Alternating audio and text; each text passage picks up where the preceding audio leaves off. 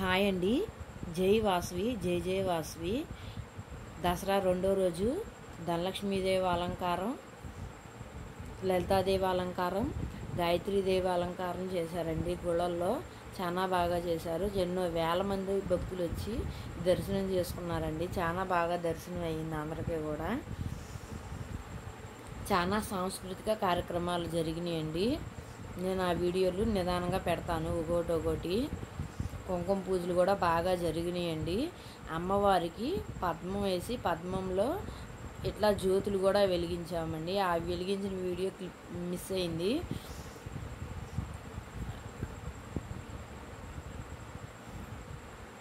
మీరు కూడా చూడండి. ఈ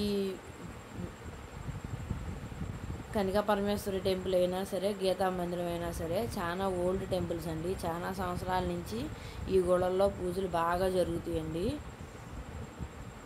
మచిలీపట్నంలో కనికా పరమేశ్వరి గుడి చాలా ఫేమస్ గుడి అండి.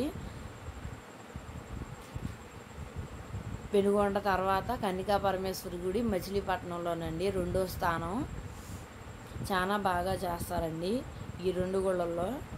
ఈ చాలా పాత టెంపుల్స్ అండి. అయినా సరే సాంస్కృతిక కార్యక్రమాలు చాలా బాగా జరుగుతాయి. ఈయన సూర్యనారాయణమూర్తి